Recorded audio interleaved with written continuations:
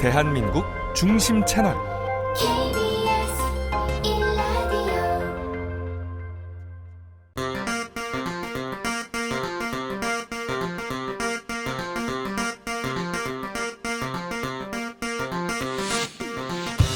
주진우 라이브 스페셜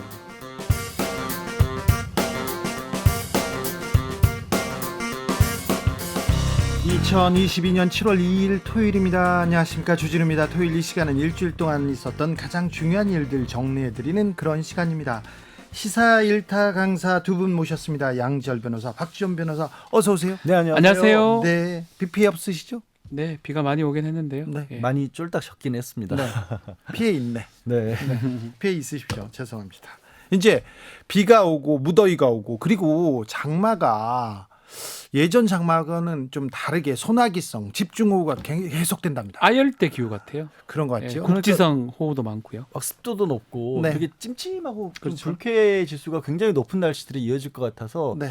걱정스러운데 가뜩이나 뉴스도 사실 그렇게 좋은 뉴스는 없는데 뉴스를 보면 더 힘들어요. 네, 그렇지만 네. 네, 저희가 잘 정리해 보겠습니다. 상쾌하고 명랑한 뉴스만 좀 정리해 드리고 싶고요. 그리고 또 장마철 건강관리도 유의해 주시기 바랍니다. 지금 이 방송은 유튜브에서 만나보실 수 있습니다. 네, 지금 바로 유튜브에서 주진우 라이브 검색하시면 영상으로도 만나보실 수 있습니다. 선물도 준비했습니다. 7월 첫째 주말입니다. 어디서 이 방송 듣고 계시는지 알려주시면 추첨해서 선물을 드리겠습니다. 카카오톡 플러스 친구에서 주진우 라이브 검색하시고요. 친구 추가를 한 다음에 메시지를 보내주시기 바랍니다. 주진우 라이브 스페셜 본격적으로 시작해 보겠습니다. 이번 한 주 뜨거웠습니다. 우선 윤석열 대통령 나토 정상회의 참석했다 귀국했습니다. 첫 외교 무대 데뷔입니다. 어떻게 봤는지 지금은 글로벌 시대 김종대, 이승원 두 분과 평가해 봤습니다. 나토 정상회담 이제 막을 내렸는데요. 한미일 정상회담도 있었습니다. 어떻게 보셨습니까? 바이든 소원 성취했다. 바이든. 네. 바이든이 하고 싶은 걸 다 해줬습니까? 다른 사람들이? 그렇죠. 사실은 바이든이 한국을 초청한 거는 네. 저는 엄밀하게 말씀드리면 뭐 제 개인적인 주관적인 판단이지만 나토에 초청한 것보다는 이 한미일 정상이 한 자리에 만나서 사진 한 컷을 찍기 위해서 네, 물타기 하기가 가장 좋은 장소가 나토 정상회담이었다라고 전 생각을 하고 있습니다. 미국과 일본은 계속, 그리고 한국과 같이 앉으려고 계속 얘기를 했고 좀 생각을 했어요. 네, 군사훈련도 같이 얘기하고 싶었고. 그렇었죠. 그러니까 한미하고 미일 간에 이제 각각 동맹 상태지만 일본과 한국은 뭐 아시다시피 이제 관계가 굉장히 안 네. 좋았지 않습니까? 왜 이렇게 니네들은 싸우니 하면서.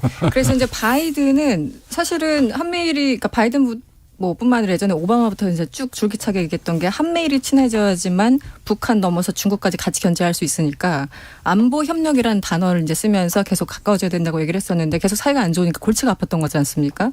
그래서 2015년 당시 지금 국무부 부장관하고 있는 당시 웬디 셔먼 그 네. 머리 하얀 그 여자분 네. 있지 않습니까? 그분이 이제 차관이었어요. 2015년에. 이런 얘기를 당시 했습니다. 정치 지도자가 과거의 적을 비난함으로써 값싼 박수를 얻는 것은 어렵지 않다. 네. 이러면서 이제 한국을 비난한 그런 워딩이 있었어요. 네. 그리고 당시 존 케리 국무장관도 역시 15년이었는데 한일 이제 역사를 극복하고 앞으로 좀 미래지향적으로 좀 나가봐 이러면서 이제 그 해 말에 있었던 게 바로 위안부 합의였습니다. 2015년 12월에. 그러니까 그냥 그런 흐름이죠. 바이든도 그 중심에 부통령으로 당시에 있었고요. 그러니까 이번에 이제 한미일이 하도 안 만나고 자꾸 싸우니까 이번에 바이든 대통령은 이제 사전 정지 작업을 아마 했겠죠. 한일 회담하고 그러니까 한미 회담하고 근데 미일 정상회담 했을 때 지난 5월에 그리고 이번에 초청을 하면서 이 한미일 사진 한 컷을 만들어낸 것이 아닌가. 근데 세 명이 만나서 25분 만났어요. 그러니까 네. 별다른 얘기가 뭐 특별히 없었겠죠, 사실은. 인사하고 악수하면 15분 정도 됩니다. 네. 네. 예, 그 뭐 이승원 평론가께서 이렇게 셋이 만나기가 이렇게 힘들구나. 그런 점에서 소원 풀었다. 지금 이런 말씀이신데 그럼 내용을 한번 들어가 보기로 하죠.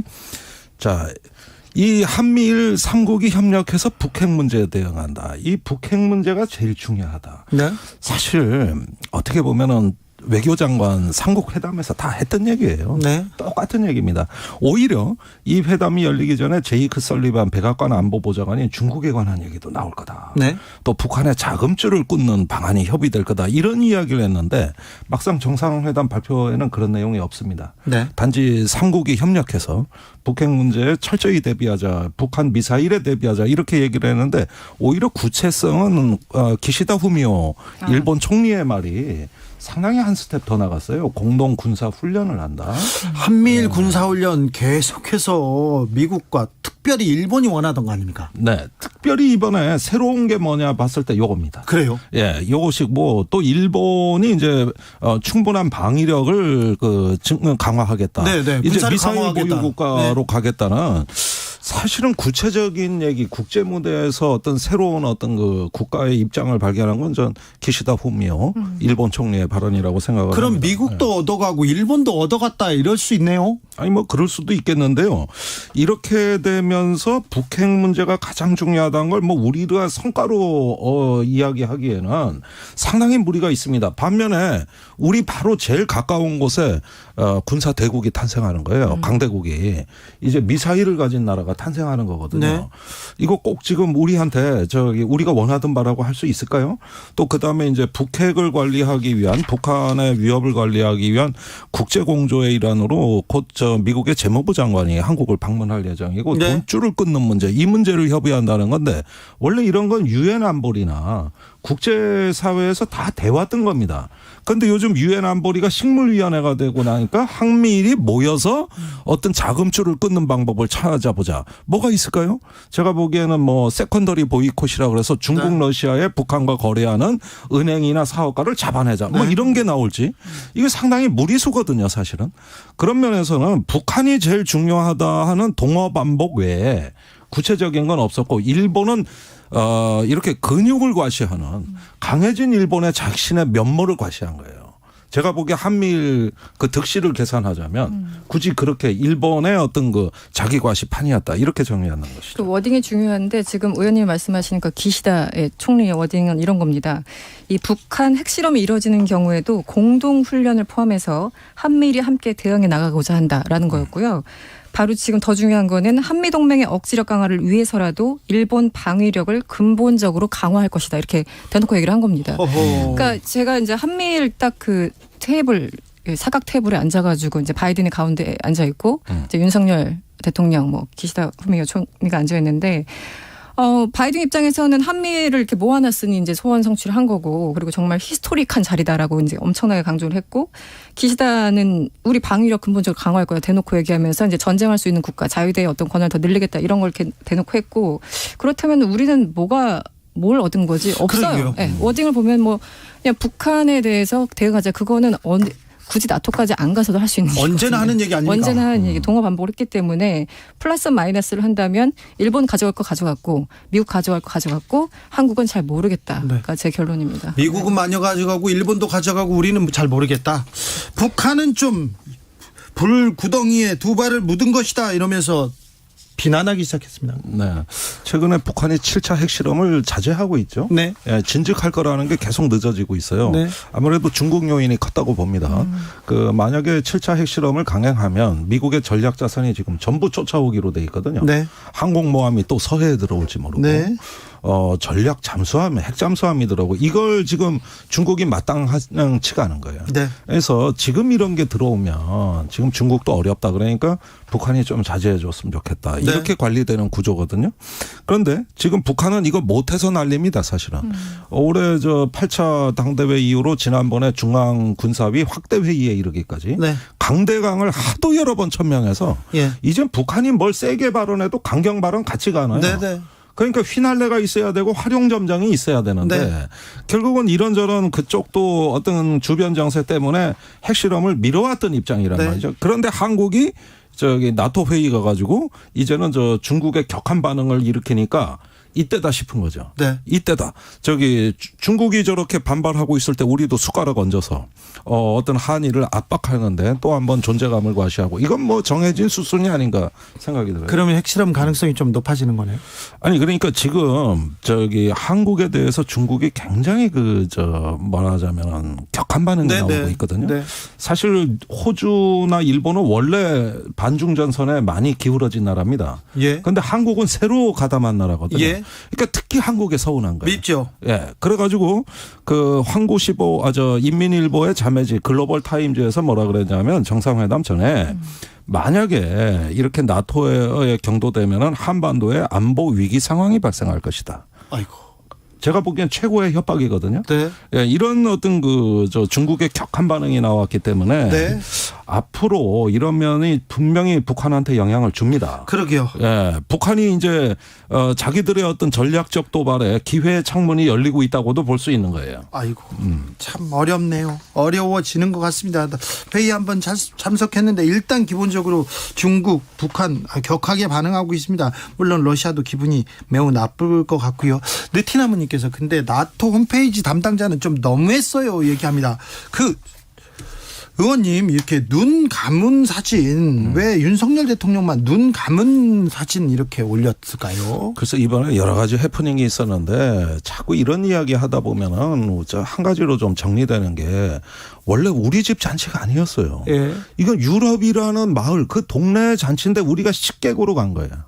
그렇게 가놓으니까 여러 가지 의전으로 소홀하고 외교적 결례가 이게 한두 건이라야 얘기를 하지.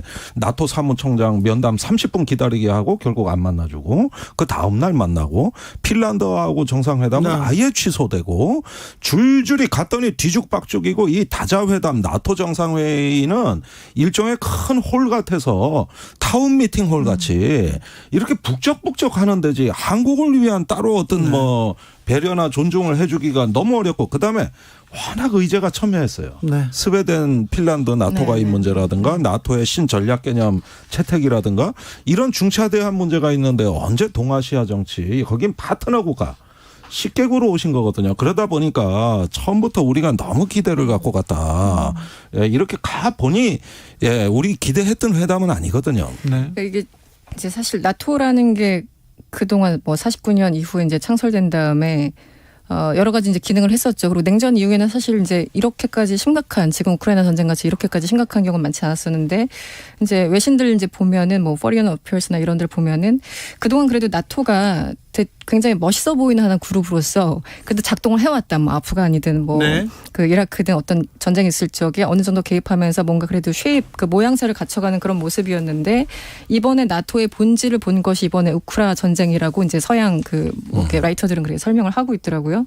그러니까 어떻게 보면은 한계를 본인들도 이제 서방의 눈에서 봤을 적에도 이미 이제 인식을 한 거죠. 이런 상황이 되니까 나토 안에서 이견이 생기고 뭔가 흔들리는구나. 이제 겉으로는 으쌰으쌰 하고 있지만 내부적으로 다 이해관계가 다르잖아요. 프랑스 다르고 독일 다르고 그런 지적이 하나 있는데 결국은 지금 더군다나 이제 평시도 아니고 전쟁 중에 군사 동맹 협의체인 나토에 한국이 갔다는 것 자체가 그러니까 내 자리가 아닌 거예요. 거기서 환대받을 것도 아니고 물론 이제 그 앞에서 윤석열 대통령이 나토 정상회담에서 한 3, 4분에 걸친 모두 발언 얘기는 했습니다만 그게 사실은 대단한 그런 발언도 아니었던 데다가 그 사람들의 목적은 딴 데 있는데 지금 우리가 가서 무슨 원전을 팔고 하고 이럴 수 있는 공간이 아니었던 거예요. 그래서 전 처음부터 나토로 한국이 이번에 이제 초청에 응하는 게 과연 올바른 일이었나 이번 이제 전반적인 과정을 보면서 다시 한번 그런 생각이 듭니다. 제가 한 말씀만 드리면은 사실 북핵 문제의 심각성을 환기시키면서 힘에 의한 어떤 북한 압박을 이야기했다. 이건 윤석열 대통령으로서 본인은 성과라고 생각할 거예요. 네네. 문재인 대통령하고 다른 모습을 보여줬잖아요. 그런데 지금 이 상황을 알아야 되는 게 뭐냐면은 나토 정상회의는 이번에 역사적 회담입니다. 우크라이나 전쟁 이후에 그 유럽의 질서를 갖다가 제시하는 어떤 10년의 비전을 만든 회의라고 좀 봐요. 그런데 지금까지 EU가 브렉시트, 그다음에 프랑스, 독일의 독자 행보로 거의 빈사 상태였습니다. 네. 경제적, 사회적으로 유럽이라는 지역은 흔들리고 있었고 거의 뭐 유럽연합은 빈사 상태로 가고 있었다. 경제, 사회적으로는 그렇게 됐으나 네. 분열되고 있으나 안보로 뭉친 겁니다. 결국은 전쟁 중에 러시아라는 새로운 공동의 적을 맞이해가지고 나토가 유럽의 질서를 세우고 그걸 넘어서 중국이라는 러시아 너머의 적까지 보다. 이래서 이제는 그 유럽의 동맹이 아니라 어떤 전 세계 글로벌한 어떤 그 연합 세력으로 진화하겠다는 얘기고 그래서 아시아의 식객들을 데려다 놓은 거거든요. 네. 그러니까 이런 상황에서 윤 대통령이 이런 전략적 맥락을 다 어떻게 생각하고 갔는지는 모르겠습니다만은 결국 세계는 아무리 먹고 사는 문제가 중요해도 전쟁 문제, 이 배고픈 문제보다는 죽고 사는 문제가 우선이다. 이걸로 해가지고 이제 서방 동맹을 재결석하고 세계와 이후의 시대를 질서를 만들어가겠다는 이 출발점이 되는 거거든요. 이 회의가. 나토 정상회의 참석한 윤석열 대통령 외교무대 어떻게 보셨습니까? 두 분은? 저는 좀 걱정스러운 상황이에요. 솔직히 말씀을 드리자면.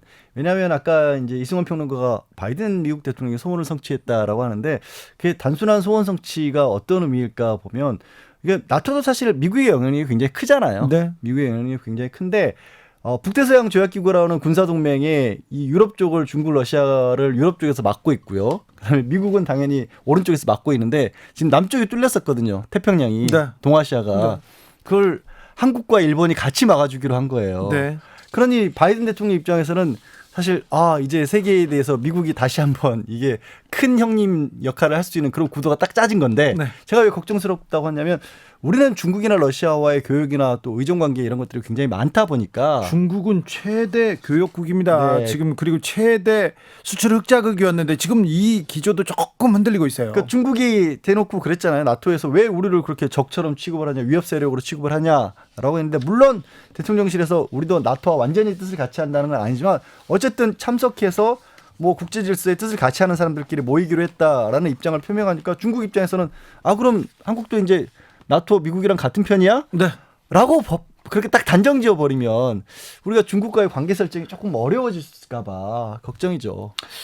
첫 번째 지금 뭐 해외 순방이고 다자 외교 이제 간 겁니다. 뭐 너무 잘하기를 기대하기는 어려울 거예요. 네. 이게 무슨 연습이 진짜 있는 게 뭐 진짜 처음이죠. 이거는 네, 첫 발입니다. 처음이기 때문에 뭐 그러다 보니까 좀 의전했던 소홀한 부분 뭐 네. 그런 것들이 좀 있었어요. 아니 그건 좀 대통령 잘 좀 챙겨주지. 조금 아쉽. 이게- 그거는 저는 사실 의전팀의 잘못이라고 보고요. 네, 좀 이거 어떻게 된 겁니까? 대통령 내외가 잘못했다고 보기엔 좀 어렵고요. 뭐 처음 하는 사람 입장에서 뭐 그 정도밖에 할 수밖에 없지 않을까 생각이 들면서 이 평가할 것도 사실 크게는 없는 것 같아요. 왜냐하면 다자 외교 무대에 간 거거든요. 뭔가 성과가 드러날 만한 외교 성과가 드러날 만한 게 없을 수밖에 그런 없어요. 자리잖아요. 그런 자리입니다. 네. 그래서 전 한편으로는 뭐 다른 얘기가 크게 안 나온 거 저희가 이 방송에서 얘기했던 게 있습니다. 그냥 갔다 오면 좋겠다. 네. 별말 없이. 네. 특히 가장 제가 좀 걱정스러워했던 게 혹시나 군사 지원 같은 네. 게 나올까봐. 왜냐하면 군사 조약 기구예요, 사실은. 그렇죠. 군사 동맹 회의. 그러니까 근데 그런 얘기는 지금 아직까지는 없다고 뭐 별 보도가 안 되는 거 봤을 때는 그런 얘기 없이 다녀왔기 때문에 뭐 그건 또 성과가 맞다고 봐야 될 것 같고요. 마찬가지로 중국 러시아 부분이 조금 문제될 수가 있긴 한데 그렇죠. 아마 국제 질서가 자꾸 변하는 상황이기 때문에 어쩔 수 없이 지금 선택해야 될 상황이 아닌가 생각도 들어요. 그걸 네. 이제 윤석열 정부는 그 길을 지금 선택하는 상황이 아닌가 그렇게 해석을 해야 될 것 같습니다. 나토 곁으로 한 발짝 다가갔는데 중국과 러시아한테는 몇 발짝 멀어졌습니다. 이게 국익 차원에서는 어떤 영향을 미칠지 지금 국제 정세, 세계적인 질서가 지금 재편되고 있는 그런 단계입니다. 코로나가 있었고요. 전쟁이 있었어요.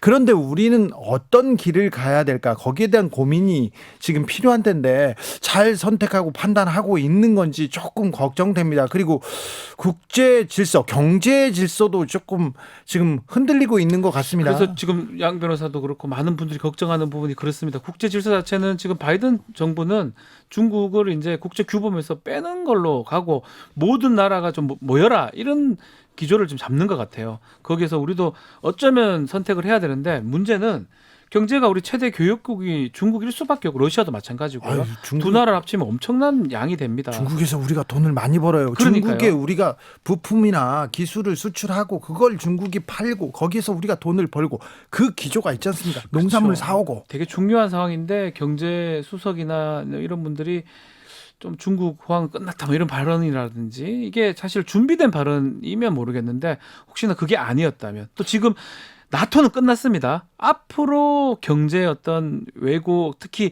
중국 러시아 정책 부분에 대해서 글쎄요 진짜 지금부터 너무 중요한 시점이 아닌가. 충분히 고민을 하고 나오는 결정들이길 바라고요. 그러니까 뭐 지금 박준 변호사나 저나 얘기한 것처럼 미국과의 관계라고 얘기를 하지만 미국도요 참 이중적인 게 중국하고 갈등 빚고 있고 중국에 대해서 굉장히 적대적으로 얘기를 하지만 뒤에서는 막상 뭐 관세 인하해주고 그렇죠. 뒤에서는 손 잡아요. 손 잡아요.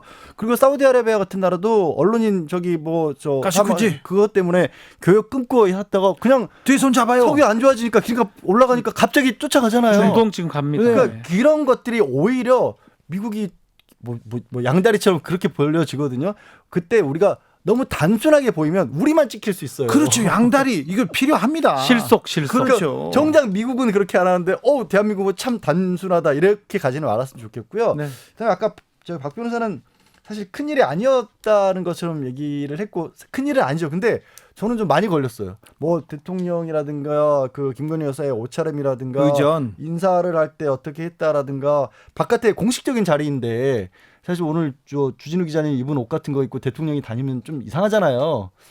네. 여기는 괜찮지만 그러니까 그런 모습들이 보이고 게다가 그러다 보니까 결국에는 단체 사진에서 눈 감은 사진까지 나토 홈페이지에 올라갔었잖아요. 아니 그거는 조금 이거 말이 안 되는 거 아닙니까? 그러니까 지금 교체는 했지만 전반적으로 우리 의전팀이 너무 신경을 안 쓴 것 같아요. 저는 이거는 대통령 부부 잘못은 저는 아니라고 보고요. 예. 의전팀의 크나큰 실수가 아닌가 생각이 됩니다. 준비가 덜 되는 것 같고 또 뭐 회의 같은 게 많이 취소가 되가 연기되거나 이랬거든요. 뭐 핀란드 사무총장. 나토 사무총장도 마찬가지고요. 근데 그거는 뭐 사정을 들어보니까 납득을 할 만하긴 한데 그런 부분들도 의전팀이나 또 외교부 이런 데서 좀 못한 부분이 보통 아닌가. 저기 우리나라가요. 그 우리 현재 국력이라고 해야 될까요? 국가들 순위가 핀란드에 그렇게 일방적으로 취소당할 순위가 아니에요. 10위 안쪽에서 놀아요. 감히 솔직히 뭐 핀란드 국민이 들으시다면 기분 나쁠 수도 있지만 감히 그래서는 안 되는 건데 취소 연기 불가피한 사정이 있으면 그 30분 동안 막연하게 기다리게 해서는 안 된다는 거죠. 그렇죠. 그 스케줄을 빨리 다른 데 전용을 해주거나 아니면 정말 예의를 갖춰서 정말 죄송하다고 하는 그런 일이 따랐어야 되는데 그걸 대통령이 알아서 할 수는 없잖아요. 아쉽죠. 그 예. 주변에서 그런 부분들을 강력하게 얘기를 했었어야죠. 그런데 말입니다. 네.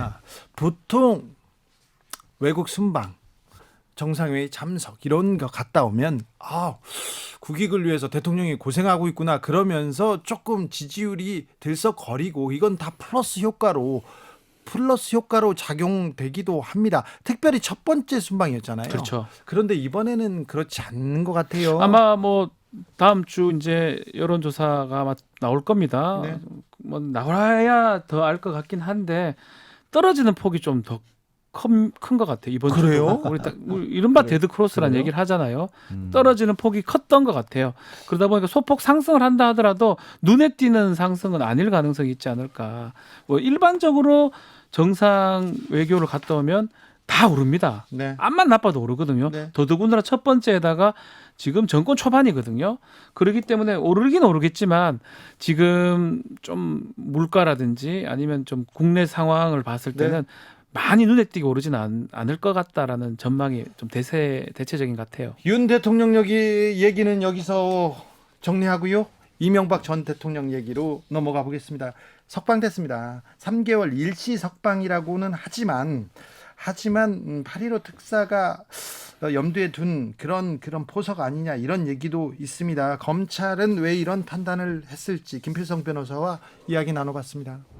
형집행 정지가 뭐지요? 형집행 정지는 이제 그 형을제 저기 자유형 그러니까 뭐 우리가 보통 아는 징역이나 이런 형들을 형을 집행하다가 예. 이런저런 이유 때문에 주로 건강 때문이 그 이유인데요. 네. 이유 때문에 그 형 집행을 중지하고 네. 이제 일시적으로 풀어준 협방해주는 그런 제도를 말합니다. 네, 이명박 대통령 구속됐습니다. 그런데 혐의 좀 일단 짚고 넘어가겠습니다. 예, 좀 오래되긴 했는데 다시 말씀을 드리면 크게만 나누면 이제 두 가지로 얘기할 수 있습니다.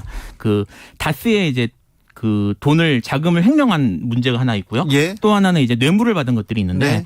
그 뇌물 받은 것 중에 제일 큰 건 문제가 됐던 거는 이제 미국의 다스의 미국 소송비 59억 원을 그 삼성전자에 대납하도록 했던 그 사건이 가장 큰 이슈였죠. 그리고 또 매관 매직이라고도 할 수 있습니다. 돈을 받고 뇌물을 받고 여러 사람한테 뇌물을 받고 자리를 주기도 했습니다. 그런 네, 것도 있고 국정원 특활비도 예, 그런 것도 있었죠. 이렇게도 갔고요. 예.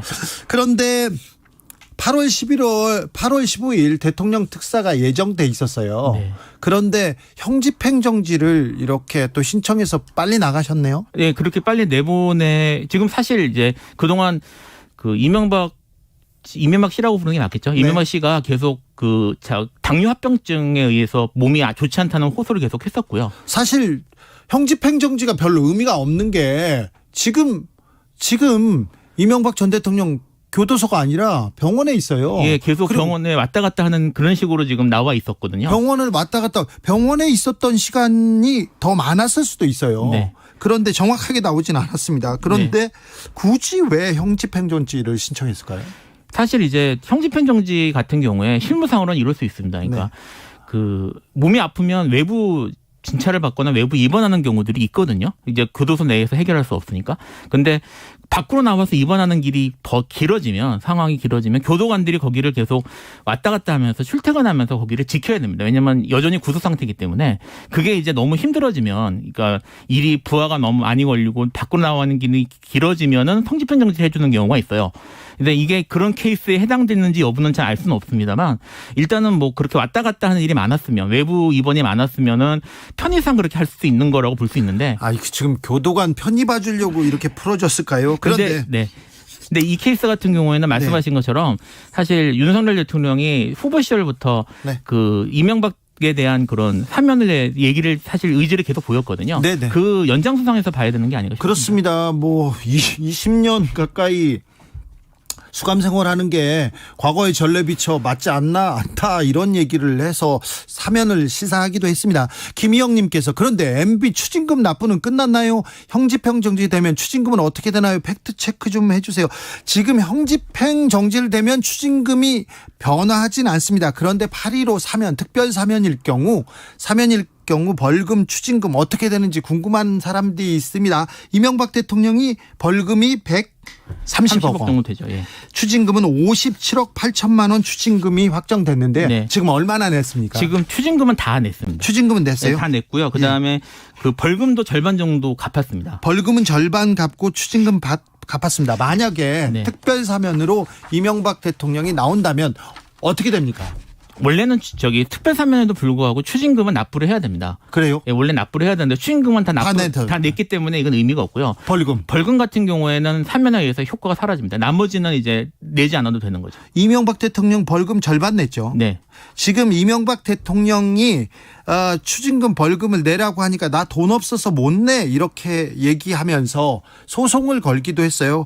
그래서 정부에서 이명박 전 대통령의 논현동 사저를 공매에 붙였습니다. 네, 그 작년에 있었던 일입니다. 네, 근데 공매에 붙이니까 안 돼. 이건 내 재산이 아니야. 절반은 부인 재산이야. 그러면서 이것도 금지해달라고 가처분 신청을 냈었어요. 네, 가처분하고 소송도 했었는데 네. 1심 최종적으로 패소했습니다. 네, 2번이나 다 졌어요. 네, 다 져서 이제 공매가 이루어져서 그 금액으로 지금 이제 추징금이 내준 거예요. 네, 그렇게 벌금은 절반만 냈고. 예, 절반만 낸 거죠. 만약에 8.15 특사로 나오면 네. 벌금 절반 안 되는 겁니다. 안 안 낸다고 보시면 됩니다. 아니 이분 이렇게 돈이 많은 분인데요. 다스도 이명박 씨 거고 나머지도 다 그런데 그럼 벌금 안 내고도 그냥 끝날 수 있습니까? 그러니까 이건 특별 사면의 효과가 기본적으로는 형 집행 면제고요. 네. 뭐 경우에 따라서 완전히 이제 유죄 판결까지 실효시킬 수 있는데 어느 쪽으로 가든 어쨌든 형은 사라지는 거니까 남은 벌금은 내지 않아도 되는 거죠. 네. 특사를 생각하기에 부담이 조금 있을 경우 형집행정지로 나와 있어. 아유 몸도 안 좋아. 연로했어. 이런 게 조금 부담을 덜어주는 효과는 있겠죠. 뭐 그럴 수는 있을 것 같습니다. 네. 근데 이제 사실 뭐 가석방을 생각하기에도 너무 이제 기간이 너무 짧았기 때문에 네. 지금 결국은 사면 쪽으로 가지 않을까. 사면에 대해서는 공식적으로 얘기를 했기 때문에 네. 개인적으로는 사면 절차로 가지 않을까 생각하고 있습니다. 가석방은 그러니까 형기 3분의 1은 지나야 되거든요. 그렇죠. 네. 거의 좀 70-80% 이상 지나야죠. 네, 실제로는 실무 상황 3분의 2 이상은 지나야지 실제로는 대상이 됩니다. 그런데 지금 그런데요. 이명박 전 대통령은 구속됐지만 거의 병원에서 보냈어요. 그래도 괜찮습니까? 사실 이제 특혜 시비가 있을 수 있죠. 그리고요. 주치의는 사위였어요. 서울대 호흡기내과. 네. 순환기내과 거기 의사들이 주치의였는데 그분들이 항상 입원해야 된다고 얘기하셨어요. 그런데 이거 특혜 시비가 당연히 있어야 되는 거 아닙니까? 근데 저도 이제 뭐 의학적인 내용이나 이런 건 공개된 게 아니니까 네. 뭐 알 수는 없습니다만 사실 일반적인 기준보다는 훨씬 자주 나왔던 건 사실인 것 같습니다. 지금도 나와 있으니까요. 네. 네. 아니 사과 반성은 있어야 이렇게 형집행정지를 해주거나 사면해주고 그러는 거 아닙니까? 사과 반성보다 사실은 더 근본적으로는 네. 이게 결국은 이제 최고 권력자가 자기의 권력을 이용해서 저지른 권력한 범죄잖아요. 네. 근데 이런 범죄에 대해서 사실 계속 사면되고 이제 그런 식으로 풀어주고 면죄해주고 하는 일들이 계속 벌어지고 있는 게 이게 과연 이게 타당한 일인지부터 생각을 해볼 필요는 있을 것 같아요. 그렇죠. 가장 큰 범죄의 유형이기도 합니다. 대통령의 권한을 가지고 뇌물을 받았으니까요. 그렇죠. 자리를 팔고요. 검찰에서는 형집행정지 심의위원회를 열었습니다. 그래서 심의위원회에서 신청인의 형기를 계속 이어가면 현저히 건강을 해야 할 염려가 있다면서 이와 같은 결정을 내렸다고 합니다. 네. 어떻게 보십니까? 사실 아까 말씀드린 것처럼 이명박 씨의 건강 상태에 대한 제가 알 수는 없는데 지금 형집행 정지 요건 케이스 중에 하나가 해당하는 경우 하나가 형의 집행으로 인하여 현저히 건강을 해하거나 생명을 보존할 수 없을 염려가 있을 때 그리고 연령 70세 이상일 때가 있거든요. 그러니까 지금 이명박 씨가 올해 81세이기 때문에 이걸 기준으로 판단을 해서 절차상으로는 문제는 없는 것처럼 보입니다만 말씀드린 것처럼 70세 이상이라고 다 풀어주는 건 아니기 때문에 네. 그래서 여전히 이게 타당한지 여부에 대해서 좀 논란이 있을 것 같습니다. 네. 일시적으로 석방하는 것이어서 전체 형기에 영향을 미치지는 않는 것이죠? 이렇게 물어봅니다. 형집행 정지이기 때문에 그만큼 형기가 원래는 이제 사면되지 않으면 그만큼 석방 일자가 미뤄지는 거죠. 네. 이명박 전 대통령은 형집행 정지로 이제 자택으로 갈 가능성이 매우 높아졌습니다. 자택과 병원을 오가면서 조금 시간을 보내다가 8.15 때 어떤 처분이 나오는지 지켜보시죠. 네. 이명박 전 대통령은 감옥에 갔습니다. 그런데 감옥에 계시지 않았습니다. 주로 병원에 계셨고요. 그리고 네. 많이 나와 계시다가 이번에 형집행정지로 풀려났습니다. 좀 얘기가 나왔지만 형집행정지 형을 살 수 있을 정도의 몸 상태라든지 그런 상황이 아닌 겁니다. 네. 우리가 구속 단계에서 구속 집행 정지를 내리고요. 형을 살 단계에서는 형이 확정되면 형 집행 정지를 내리는데 아마 건강 같은 것들이 맞다라고 좀 어렵다고 받아들여진 것 같은데 그러니까요. 감옥에서 견딜 수 없을 만큼 아프다. 그거는 맞는 것 같아요. 그거를 오바해서 하진 않았을 건데 문제는 눈에 띄는 부분 그 부분이에요. 접견을 수도 없이 했어요. 접견이 지금 950일 중에 한 절반, 580일이 넘습니다. 절반이 넘네. 이틀 한 번 꼴 이상으로 접견을 했는데 접견을 하는 거를 그거는 자기의 방어권이니까 그걸 잘못했다 보긴 어려운데 실제로 이제 미결할 때는 저희도 변호사니까 접견을 하기도 합니다. 제가 눈에 띄는 부분은 특별 접견입니다. 네. 그건 뭐냐면 쉽지 않아요. 장소를 변경해서 좀 자연스러운 곳으로 예컨대 이게 일반인들은 그거 중요하지 않게 생각하지만 그 수감되어 있는 분들은 중요한 게 소파가 있냐 없냐. 푹신푹신한 소파. 거기다 손을 잡을 수 있냐. 음식을 먹을 수 있냐. 그런 특별 접견을 많이 했다라는 겁니다. 네. 생일날마다 그렇죠. 기념일마다 하셨더라고요. 보통 수감자들은 웬만해서 못하죠. 저희는 신청을 몇 번 해본 적이 있거든요. 안 돼요. 정말 필요해서. 근데 일반인이 받아들여지는 경우는 극히 제한적입니다. 검사들한테 얘기해야 돼요. 거의 안 됩니다. 근데 예시 중에 하나가 지금 말했지만 생일날 심리적 안정을 위해서 특별 접견을 신청을 했고 받아들여졌거든요. 조금 납득하기 쉽진 않아요, 사실. 네. 그러니까 보통 접견을 가면 말이 접견이지 유리 칸막이, 아크릴 칸막이 두고 이 수화기 들고 아니면 그냥 구멍 뚫린 대로 얘기하고 그것도 10분이고 고작 손 한 번 못 잡아 보는 거거든요. 그렇죠. 사실은 손을 그냥 이렇게 네. 아크릴판에다 댑니다. 이렇게. 그게 제일 안쓰러운 장면이에요, 네. 사실. 근데 그냥 그냥 개별 방에서 소파 놓고 앞에 테이블에 음식 놓고 이렇게 시간을 보낼 수 있다는 건 어마어마한 일인데, 그리고 저는 변호사 접견도 너무 많아요, 생각보다. 그런데 580일 정도 이렇게 변호사 접견했다고 했지 않습니까? 네.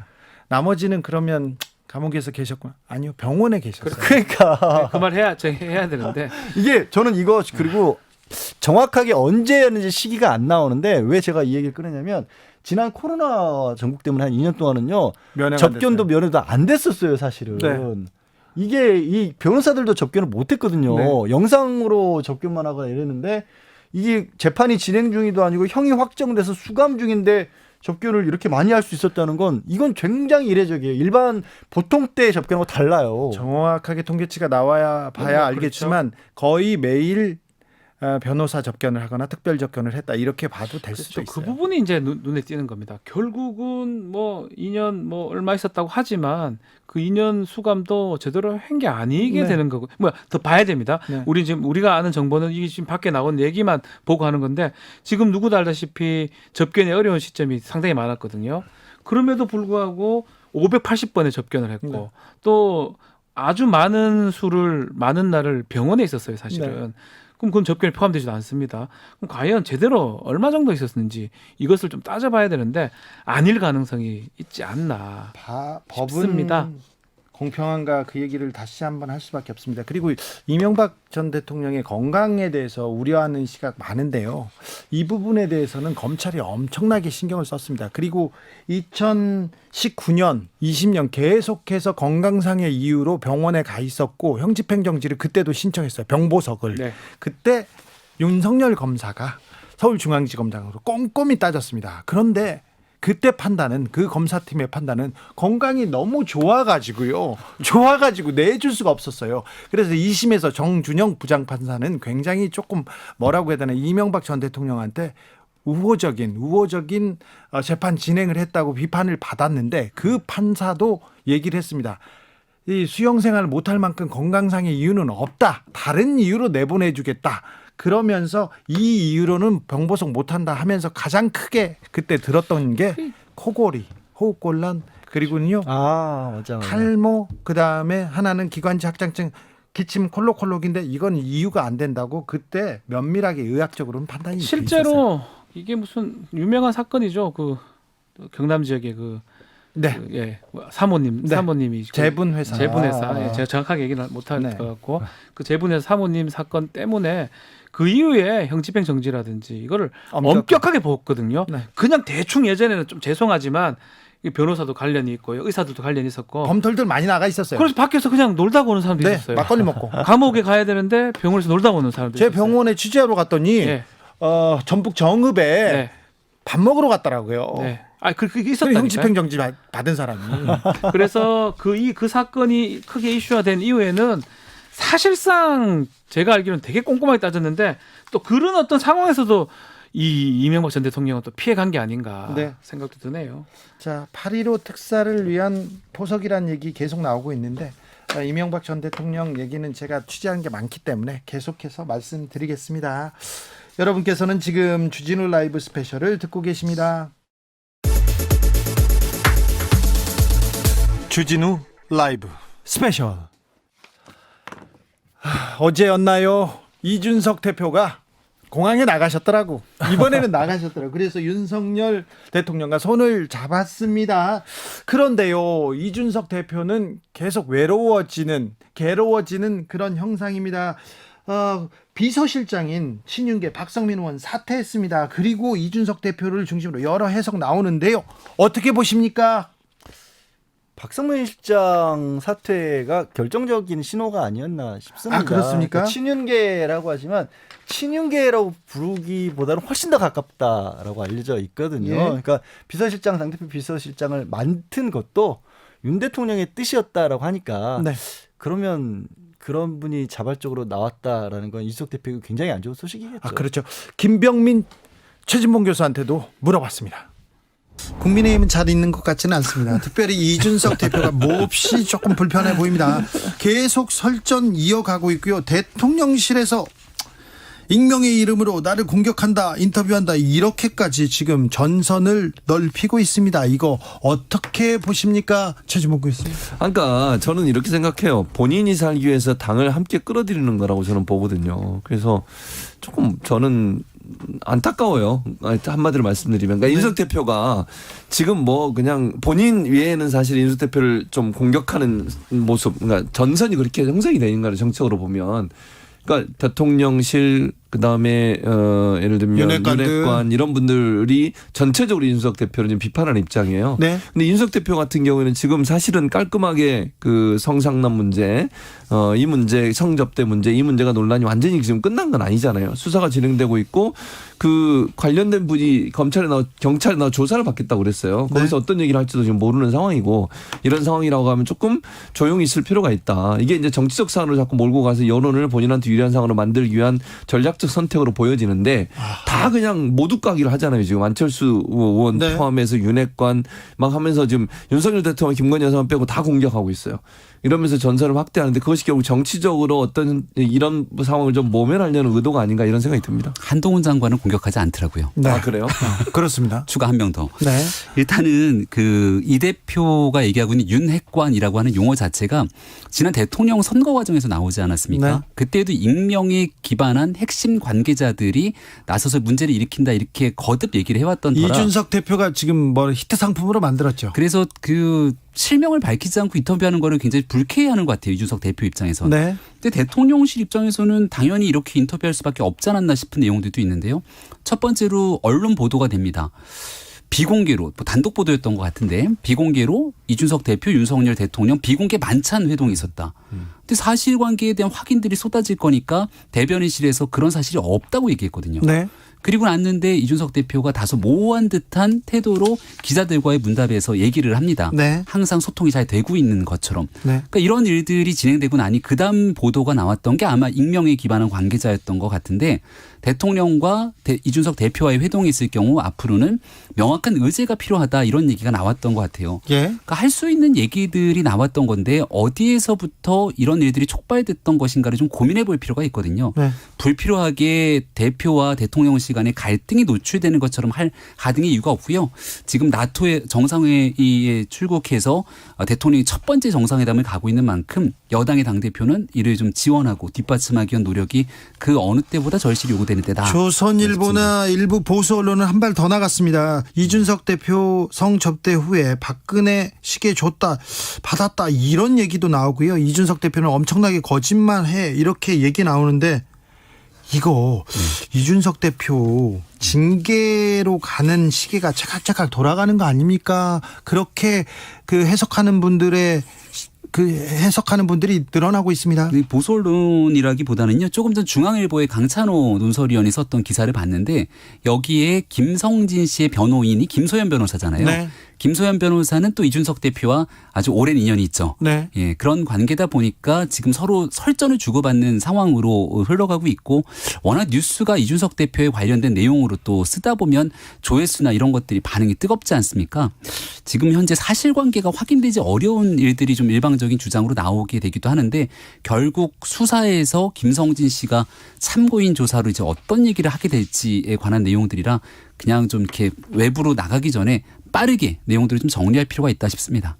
그러니까 저는 이렇게 생각해요. 이번 이제 이 상황적으로 보면, 전개된 상황으로 보면 이준석 대표가 어려운 상황이 점점점 빠지고 있다, 이렇게 보여져요. 네. 상황적으로 보면. 그러니까 초창기만 해도 사실 이준석 대표가 기세가 좀 등등하면서 대응하듯이 윤핵관과 뭔가 대결하는 정치적 구도로 몰고 갔거든요. 그런 구도로 가고 싶어 했겠죠. 왜냐하면 정치적 구도로 보면 사실은 이준석 대표를 지지하는 20, 30대의 젊은 남성층이라든지 아니면 중도 성향의 국민의힘을 지지하는 분들 입장에 이준석 대표의 어떤 지지율이 좀 있잖아요. 여론을 통해서 자기가 당하고 있는 정치적 어떤 핍박, 이런 프레임을 가지고서 넘어서려고 했는데, 문제는 이제 김성진 씨가 나타나게 된 거잖아요. 이분이 이제 조사를 받으면서 어떤 얘기를 하느냐는, 그 모든 것이 한 번에 무너질 수 있는 위험성을 안고 있는 폭발적인 폭발력을 갖고 있어요. 네. 그분이 어떤 말을 하느냐에 따라서 이거는 뭐 지금 일부 보수 언론에 보도하듯이 그게 사실이라고 하면, 그걸 어떻게, 이거는 정치적 어떤 그 파워 게임의 프레임으로 넘어설 수 없는 역할이 돼버리는 거예요. 네. 그래서 여기서 어떤 경우가 나오느냐, 중요한 동요해 줄 수밖에 없고 지금은 정치적 프레임의 문제가 아니라 사실관계 확인이라고 하는 수사의 프레임으로 넘어갔기 때문에 이준석 대표가 이걸 넘어서기 위해서는 그 수사 과정에서 명백하게 아무런 문제가 없다는 것이 증명되지 않으면 이제는 넘어설 수 없는 상황이 되지 않았나 이렇게 보여집니다. 박지훈 변호사, 이준석 대표 어떻게 됩니까? 자, 징계는 이제 얼마 안 남았습니다. 불과 다음 주 목요일입니다. 네, 7일입니다. 쉽지 않아 보입니다. 이준석 윤리 대표가. 징계이기도 하고요. 예. 또 이 지금 정무실장이죠. 네. 김철근 실장 같은 경우는 입건도 좀 된 상황이고 윤리 징계이기 때문에 범죄 사실 확인하듯이 이렇게 꼼꼼하게 안 해도 되는 부분도 있어요. 예. 그리고 지금 나오는 얘기에 따르면 많은 것들이 지금 아마 윤리에서 보고 있고 포착을 하고 파악을 했던 걸로 지금 보입니다. 그리고 지금 당사자들의 증언이 막 많이 나오고 나오고 있어요. 있거든요. 예, 뭐 그게 범죄가 될지 안 될지 모르겠지만 한두 차례가 아니라 뭐 2013년, 그렇죠. 2016년까지 이어졌다라고 주장하고 있으니까. 네, 그건 뭐 또 확인이 좀 돼야 되겠지만 어쨌든 간에 이준석 대표는 지금 약간 고립무원한 상황 같아요. SNS 글이 저는 그 본인의 지금 마음을 거의 대변하는 게 아닌가. 그렇죠. 그날이에요. 박성민 비서실장 사퇴하던 그 새벽. 네. 새벽에 아마 박성민 비서실장하고 얘기를 나누고 했던 그 글이에요. 나는 내 길을 가겠다. 네. 달려가겠다라고. 감당할 수 없는 방향으로. 네, 그냥 각자 길로 가자. 네. 그 말이 많은 뜻을 담고 있는데 저는 본인은 이제 앞으로 어떤 결론이 나더라도 자신의 길을 가겠다. 저는 조금 이건 좀 조심스럽지만 본인 흑화 얘기도 예전에 좀 했었거든요. 예, 예. 그럴 가능성도 있고 근데 그럴 가능성이 있는 걸 떠나서 아직까지 징계가 남았잖아요. 네. 계속 그 메시지인 거예요. 당신들이 나를 어떻게 하면 나를 가만 안 있지 않겠다. 그렇죠. 그 메시지입니다. 이준석 대표는 거칠게 지금 항의하고 네. 있는데 윤핵관 그리고 윤 대통령 주변에서는 지금 돌아가면서 그리고 계속 수위를 높이면서 이준석 대표하고는 같이 못 가겠다 이런 메시지를 던지는 거 아닙니까? 그러니까 여론이 그러니까 전체 여론이 아니라 지금 말씀하신 윤석열 대통령의 대통령실 그리고 그 가까운 분들 또 그리고 예를 들어서 무슨 보수적인 어떤 성향의 유튜브라든가 이런 것들을 보면 전부 이준석 대표에 대해서는 완전히 배제하고 있어요. 그래요? 예. 그러니까 보수 유튜버 내용들을 보면 차마 전해드리기 어려울 정도까지 비난 일색일 경우들이 굉장히 많거든요. 이준석 대표 측은 자신을 비난하는 성접대 의혹 관련된 그 내용도 당에서 친윤 쪽에서 그쪽으로 흘린 거 아니냐 그렇게 의심하고 있더라고요. 근데 그게 흘렀던 아니면 그쪽에서 나왔든지 간에 어쨌든 뜻이 일치하고 있는 거는 맞잖아요. 네. 그렇기 때문에 사실 바깥에서 일반적으로 봤었을 때는 의견이 좀 나뉠 수 있어요. 정말로 그게 드러난다라면 그렇죠. 징계를 강하게 해야 되는 게 맞다라는 의견도 있지만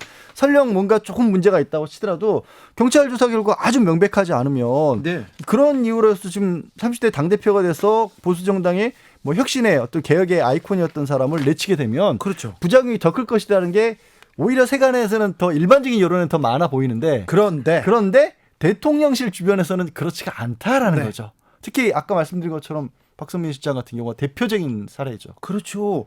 지금 대통령이 당선되고 나서 친윤계와 당과 청의 가교로 당과 대통령실의 가교로 이렇게 파견된 사람으로 볼 수도 있지 않습니까? 그렇죠. 뭐 예를 들어서 그게 아마 신호탄 같아요.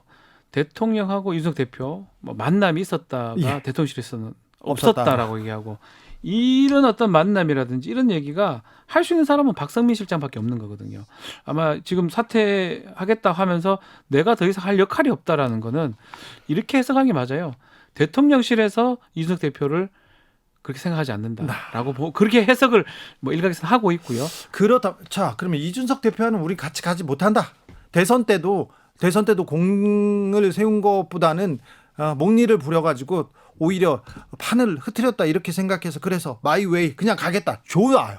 그런데 그 다음에 이준석 대표가 가만히 있지 않을 건데요. 그게 벌써요. 아까 이제 우리 박 변호사가 요즘에는 그냥 그 얘기도 방송에서도 하더라고요. 흑화 이런 흑화 얘기를 하더라고요. 뭐 본인이 SNS에 네, 본인의 SNS 거니까. 올렸으니까. 근데 얼마 전만 해도 이런 거는 이제 그냥 인터넷 네트워크에서만 쓰던 말이긴 했지만 그냥 아주 악당처럼 변하겠다는 거예요. 단순하게 말해서. 나 갈 때까지 가겠다. 네. 뭐 이런 건데 이준석 대표 워낙 방송으로 유명해진 인물이잖아요. 네. 말싸움도 잘하고 논리도 뭐 굉장히 탄탄하고 하다 보니까 방송 출연도 많습니다. 방송 출연도 굉장히 많이 했고 방송국에서 인기도 많고 여러 가지 이유로 화제를 모으니까. 그렇죠. 예. 근데 당대표까지 했으니 또 국민의힘 내부 사정 같은 경우 또 얼마나 말을 시작하면 솔깃하겠어요. 그래서 입을 이렇게 털어놓기 시작하면 근데 다 그거 털어놨을까요? 근데 지금 만약에 이렇게 징계를 해서 그러니까 징계도 약한 게 아니라 정말로 내치는 모양새가 만들어질 정도로 강하게 징계가 들어가면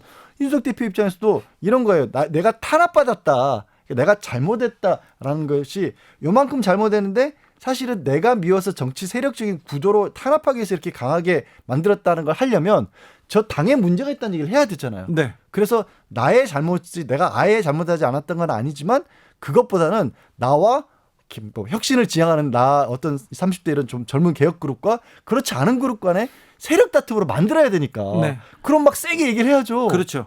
그러면 이제 국민의힘 입장에서 상당히 아침부터 저녁까지 방송 한 10개씩 나올 수 있을 것 같거든요. 그런 능력도 되고요. 네. 나올 때마다 또 재밌는 솔깃한 뭐 저도 방송한 입장에서 같이 오랫동안 방송을 해봤는데 한 3대1로 해도 잘 못 이기겠어요. 사실은. 강력한 또 어휘를 구사해가지고. 그렇죠. 그러고 그런 능력이 탁월합니다. 언론이 주목할 만한. 요번에도 간장 이런 거. 간장이라는 걸 묻기가 어려운데 그걸 SNS에 씀으로써 묶였던 거거든요. 그래서 이준석 대표가 결국은 이제 방송계 복귀한다는 건 복귀라고 해야 되나요? 네. 근데 당 내에서 너무 외롭습니다. 안철수 의원이죠. 안철수 의원하고도 갈등이 있었고요. 정진석, 그다음에 당내에 있는 김기현, 그리고 당내에 있는 의원들 최고위원 사이에도 또 갈등이 있었고, 이거 계속해서 이준석 대표를 도와주는 당내 그룹이 별로 없어요. 실제로 그래서 고립무원 사면초가 얘기를 좀 하거든요. 특히 안철수 의원하고는 좋은 관계도 사실 가능할 수도 있는데 두 사람의 관계 자체가 워낙 불가능한 어떤 상황이었고 오랫동안 서로 무시하는 그렇죠. 관계입니다.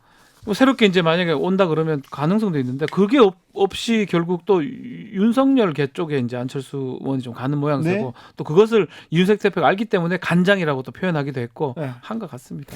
결국 생각해 보면 그러니까 이게 당내 세력 다툼의 구도라면 그나마 이준석 대표가 살아날 길이 있다고 그렇죠. 봐요. 방향이 있어요. 방향이 있어요. 근데 여기에 윤석열 대통령의 의중이 실려버리면 정권 초기입니다. 그게 안 되는 거죠. 그러면. 지금 윤석열 대통령의 의중이라고 지금 보는 거 아닙니까? 지금 당내에서 다. 그렇죠. 그러니까 대통령은 어떻게 생각하는지 알 수는 없는데 그렇게 본다라는 거죠. 그렇죠. 당에서. 그러면 이준석 대표를 도와줄 사람이 없어지죠. 지금 상황에서 아니 대통령의 심기를 여당 내에서 거슬러가면서 이준석 대표를 굳이 도와주려고 지금 상황에서 유일하게 해법은 대통령이었던 것 같아요. 그렇기 때문에 이준석 대표가 윤석열 대통령하고는 각을 세우지 않고요. 상당히 좋은 관계를 하려고 했던 건데 제가 계속 말했던 그 만남을 하지 않았다라고 얘기하는 그 순간 그것도 모든 게 좀 끝나버린 게 아닌가 생각이 드네요.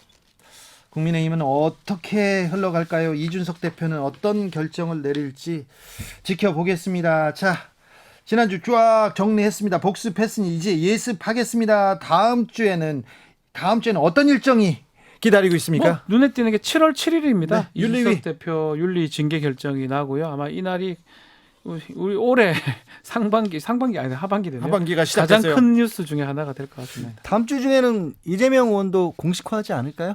출마 선언요. 그래서 뭐 지난주에 저희가 뭐 또 김건희 여사 얘기를 했는데 뭐 아니나 다를까 참 도배를 했습니다. 옷으로 도배를 너무 많이 나와요. 근데 그게 이제 그만 나왔어요. 정상회담마저도 김건희 여사가 도배라는 바람에 효과를 오히려 떨어뜨렸다고 봐요. 저는. 그러니까요. 의미가 없어져 버렸어요. 언론이 패션에 너무 집중하면서 이 국제 질서에 지금 세계가 변화하는 이 중요한 시기에 어떻게 갈 것인가, 우리는 어떤 고민을 해야 되는지 그런 고민, 그런 기획은 안 나오고 패션 기사 나오고 누가 1등석을 안 탔네 이런 얘기만 하고 있으니 저는 나토가 패션쇼인 줄 알았어요. 아이고 좀 언론인들의 자각 좀 부탁드리겠습니다. 자, 주진우 라이브 스페셜 여기서 인사드리겠습니다. 선물 주고 가세요. 7월 첫째 주 주말 어디서 이 방송 듣고 계신지 알려주시면요 추첨해서 선물 드리겠습니다. 카카오톡 플러스 친구에서 주진우 라이브 검색하시고 친구 추가를 한 다음에 메시지를 보내주시면 됩니다. 7월이 시작됐습니다. 벌써 2022년 절반이 지났는데 절반이나 남았습니다. 그러니까 힘을 내시고요. 건강관리 특별히 조심하셔야 됩니다. 네, 여름철 장마철 특히 건강관리 조심하십시오. 양지열 변호사, 박지훈 변호사 오늘도 감사했습니다. 네, 고맙습니다. 주진우 라이브 스페셜 여기서 인사드립니다. 저는 다음 주 월요일 오후 5시 5분에 돌아옵니다. 지금까지 주진우였습니다.